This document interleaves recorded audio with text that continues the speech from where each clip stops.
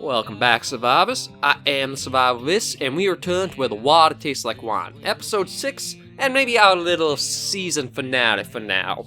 Just because, as much as I do enjoy the store setting, it's not as much interactiveness as I kind of enjoy in games, really. There's not a lot I can give you commentary with alongside, such as other series I do, or is there really gameplay to show off. It is mostly just kinda wandering yourself around a bit. I think Where the Water Tastes Like Wine would have done much better would almost be as a mobile game of sorts. Something more like an interactive music track in a way, although that's a bad way of putting it. More like interactive story that you can listen to while you're sitting on a train or bus or just transiting and going about on your own, waiting for your own transit to finish. In this kind of context, I admit there's, I'll show you an example. Why do you have the store here? What much does this do for you? It just helps you with your stamina or health or something? I don't really know exactly. It's kinda hard to say, I think. What happens if we run out of health? There wasn't much to it. It's things like that where I think Where the Water Tastes Like Wine is a little odd. Well, we'll go around. There's looks like another little store spot right here we can pick up on. Let's see. You share this bus stop with an old man who shifts from foot to foot, thumbing his suspenders and watching the passing traffic with anxious focus. Hey, he blurts out suddenly, turning toward you. Want to hear a good story? Ah, sure, let's see what you got. But you ever manage to distract himself from something, he stumbles quickly through a tale about the legendary Gwen Michelle, the richest, most ruthless bootlegger ever. Amusing himself now and again, backtracking, adding new details out of order, you can barely piece the story together. I think this is one of the ones we told. Yeah, it is. You suddenly realize that he's told you a twisted version of the story about the shootout between the female bootleggers and the cops. Actually changed with whole new chunks you don't remember. It's true, the old man insists, turning his winsome eyes back toward the road, and with that, conversation seems over. Yeah, it seems a number of people keep on whooping the stores we come across.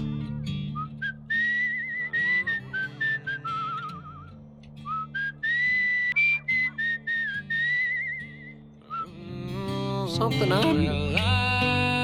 well, maybe once we get to Louisiana we'll see more, but I was thinking we might hear more stories about, say, well, I don't know if the Everglades actually were the Everglades at this point in time, but more about the swamps of Florida and the happenings out back there. But I guess we'll make our way for Louisiana now, see what we got up here in St. Petersburg. That camp is where the gambler was, if I remember right. Yeah, I don't think we want to spend more time with her. Not the type I really get along with too well. Well, I'm gonna cast my stones o'er the waters of this Let's see what we got right here, shall we? No fence, gate, or sign marks the entrance to the cemetery. Just a moment ago, you weren't surrounded by graves, and now you are. How long have you been stepping on dead folks, fully unaware? That's a hard thing to stumble on into without realizing, though. A wood board, bleached white. Unknown. The word was painted on black by a steady hand, each letter signed with a flourish. Whoever made this memorial had more compassion than money. I think instead of looking around, we'll hold a moment of silence for those that have passed. That just seems the more respectful means to do. You're already quiet, so maybe it's silly. But you instill that silence with intent. What else could someone do? What else would you really do before a grave other than maybe a moment of silence for the departed? A sparrow calls. Seems birds don't have much respect for the dead. You notice the grave marker isn't dug into the ground, just propped up on a tree. I guess we'll straighten the marker and leave things a little better shape than we found them. Looks nicer now, but unmoored as these markers are, this grave in front of this tree. Does this memorial even belong to it? Oh, not much you can really find out. Might as well, I guess, just move on. I think that's another odd thing about the game as well. It leaves a lot of vague open-endedness that I guess you piece together yourself, but also feels like you miss a lot of meat to a good story.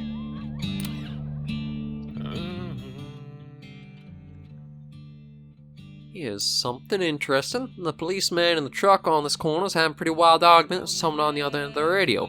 No, I keep saying, no way. Listen in as the man on the radio finishes a wild story about the bushwhacker's vengeful ghost.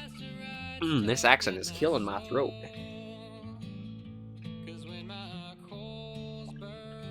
Wait a second, though. I swear this is what happened, the cop over the radio insists. And that's when it clicks you know this story. It's a stranger version of the story of the wounded soldier, but with some bits left out or replaced. It ain't true, the cop in the truck sighs, if only he knew. Let's move on. See, some of them are good, like that was a good story about the vengeful ghost of sorts, but others, I feel like they're missing a lot, and it's other people who fill them in instead of yourself. You kind of just become a soundboard for others to pass the stories to, I suppose. Well, we got something interesting right here. What do we got right in this little spot? He's small for his age. Boy of 13 or so, sitting on an upturned bucket by the side of a tiny wedge of farmland. The dog, as though by contrast, is massive. An enormous yellow-brown mutt. He's called Rover, the boy explains. Pa says he can't come with us. Where are you guys on heading without poor Rover? West. You notice the Model A truck on the yard, piled high with furnishings and trunks and bags and knots of rope to tie it all together. And upon all that, too, yet more dust and grit. Pa says it has to be better. Why can't you take poor Rover along? You can't afford to feed him, or? With one toe tip, he scratches a parabola on the dead, dry ground. Pa says we can't afford to feed Rover no more. You can't tell where the blonde of the dog's coat ends and the omnipresent dust begins. Same goes for the boy's hair. Will you take him? I would like to take him, but I don't think we really can give him what we're doing. But we'll see if maybe we can get them to convince on taking him. Rover follows you eagerly after you feed him the tiniest sliver of jerky. But a few hours later, he snaps to attention, as though hearing some distant noise your ears can't catch. The last you see of him are the markings left by his dirty pelt on the leaves of the underbrush. Well, hang on, that's not exactly what I thought I was going to get. I thought we were convincing the boy that he should be the one to try taking Rover along, not us. Well, I suppose that's just kind of the way things go, I guess. We'll keep making our way along, because I think we're getting into Tallahassee. Well, sounds like a lot of things out in the night, though, and a couple more stores in these little deserted parts. Let's see what we can learn here. We need a sixth. She told you, beckoning from the steps of a great dark mansion. And just like that, you found yourself sitting with strangers around a velvet-draped table. Her voice is reedy and high, modulated by the tight collar of her Victorian dress. Join hands, everyone. Well, let's hold hands and see what she has going on. From looks of things and the picture, it's a seance. Your host keeps her eyes closed as she beseeches the spirits of the dead. But everyone else around the table lets one lingering, awkward glance bounce around between them. You sense they're just about done humoring her when it happens. A deep, nasty thump beneath the table. And I think right there you should have added a little thump sound. Some of the stories are good, but they also feel a little hollow in what you could do in the medium you've been given. But we'll hold tight and see what happens here. The whole table starts to shake, threatening to lift right off the ground. And then, the staid candle flames start flickering like mad, casting ghastly shadows on the walls. And then, a viciously cold wind cuts through the parlor like sharpened ice. They come this far, I don't see why we're gonna let go. Let's keep holding on and see what happens. The damned candles are dancing in midair around you now, singeing a hair here and there off the coiffed heads of these well-heeled guests. You notice your host across the table has her eyes open wider than they should go. A rivulet of blood dripping from her nose. Now, we could either let go, but to be honest, you're the one who wanted to do this. Might as well see what this brings about. When you come to your senses, sunrise has begun to creep in. The parlor is empty, but for you and the woman in the old-fashioned dress, who slumped dejectedly over the table. He didn't show up. All that sound and fury, and no sign of his spirit. I guess we'll move on. You got some spears, but I don't think the one she was exactly looking for. What have we got right here?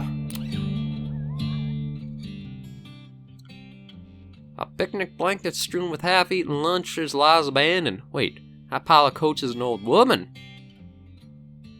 Where was mention of the coats before that sentence, though? My grandchild don't want to go swimming, she complains, but no one want to stay with me. She feeds you well. Good food in exchange for quiet company. I guess we'll move on from that. Like I say, it's odd things that you feel should have had a little more depth in them, but get glanced right on over. So, just how I've come across things, it seems. Let's see what we got here, though. The lightning starts in the next valley over. Then the wind picks up. The long grass hisses, and suddenly, it's raining so hard you can barely breathe without a hand over your mouth. Never encountered rain like that. Might as well search for shelter, even though, like I say, I don't know what our laws are given our state. The lightning momentarily illuminates a farmhouse on the opposite hilltop, the only one for miles. Much closer, though, is a silhouette of a dilapidated barn. Make for the barn or head for the house? Might as well make for the barn, I suppose. It's mostly dry here. Perhaps that's why every corner of the barn has a soaked, silent traveler crouching in it. 15 or 20 of them, all staring in your direction, all blinking, all curiously dressed in the same brown coat. One silently points you to a spot of your own. I mean, we're all travelers, so I don't see why we would go back out in the rain. I say we might as well just rest. They scurry back and forth across the floor of the barn all night long, whispering to one another. When you wake, it's late, and every single one of them is gone, along with some of your cash. Well, damn. But I suppose we'll move on from that.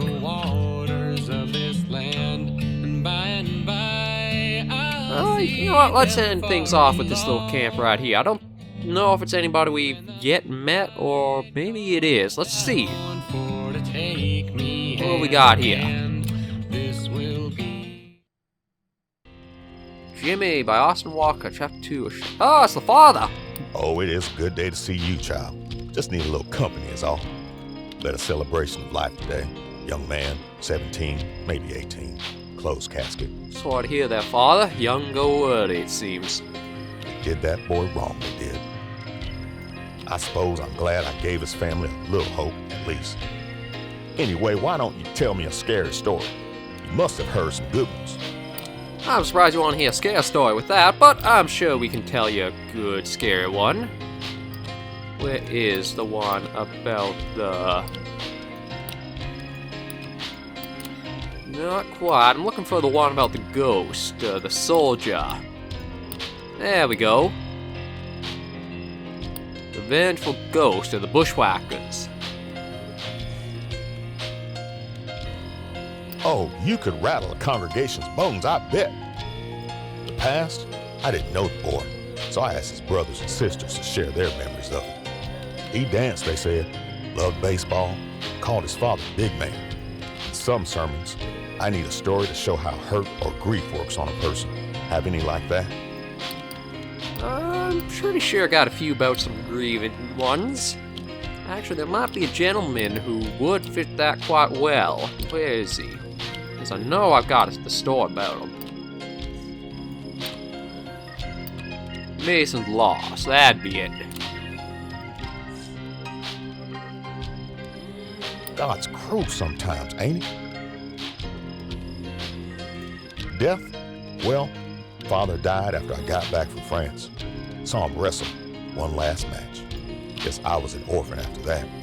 Lately, my journey's been pretty ordinary, just walking church to church. What about you? Been on any adventures? We are on the grandest of adventures right now, Father. Let's see if we can tell you a good adventuring story if we can. Oh, we gotta have something about travel. Yeah, here we go.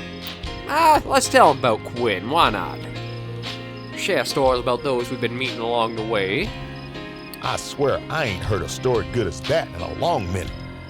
As a traveling man, I don't do funerals often. See, the burying is one thing, but the real service you provide is in the weeks to come as mourners turn over in their sleep and doubt creeps in. I know that pain intimately. Hey, do you have any spooky campfire tales? Feels appropriate out here, right? It does, Father. We got one that might be a little bit against what you teach, but we'll tell it all the same if I can figure out where it is. Which is interesting because, maybe there it is. Well, The Winged Goat by Pristine Water. The Jersey Devil story. Oh, you got me for a second with that one. Sadness? I was waiting in it today at poor congregation. Normally you'd get a local pastor for something like a funeral, but the old boy died his own self, and the church's deacon is still in mourning. You must have seen some pretty wild stuff on the road. What's the most exciting thing you've seen? Excitement, eh? That's a good question. I wonder if we should tell about the shootout. Is that probably one of the more exciting ones we have out there? Although I don't know if we can really access that one anymore. Oh yeah, or maybe we already told it. Exciting, exciting, exciting. Let me think here.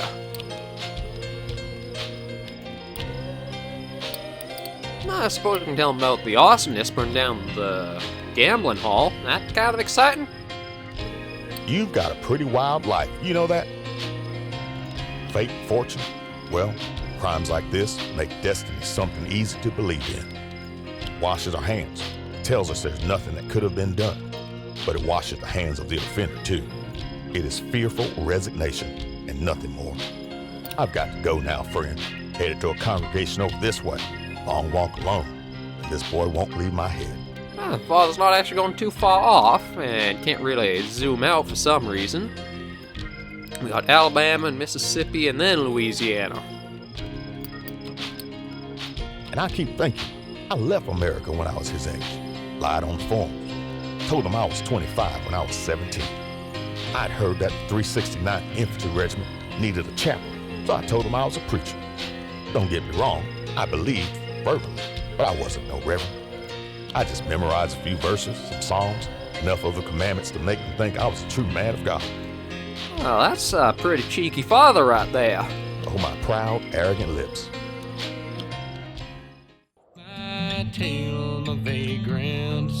And with that last visit to the father, I think we are going to leave another episode and the series on a little pause for right here. Just because, as I've said before, it's a hard game to do good commentary on and show off its gameplay when its gameplay is just one and two choices. It's still a good game, don't get me wrong, it has some good polish, but I feel like there are little dips where it should have been deep dives in stories and information. But overall, if you are looking for a casual romp across the United States and are interested in stores and passing along knowledge like this, I'd recommend looking into Where the Water Tastes Like Wine. It's a fun game, it is just not quite in the style of what I'm putting out for the channel. So with that, we're going to leave things here. If you did like the series though and would like to see more, be sure to leave me a like and a little bit of a comment, let me know. I am always trying to figure out the best series to keep going with and other ones just to leave for a little rest for now. And if you do want to help out the channel quite a bit and support us, think about subscribing. We are trying to build our way up to the 100 subscriber milestone. We're slowly working our way up there. Until I see all of you survivors in the next episodes though, please remember as always to take care and stay alive.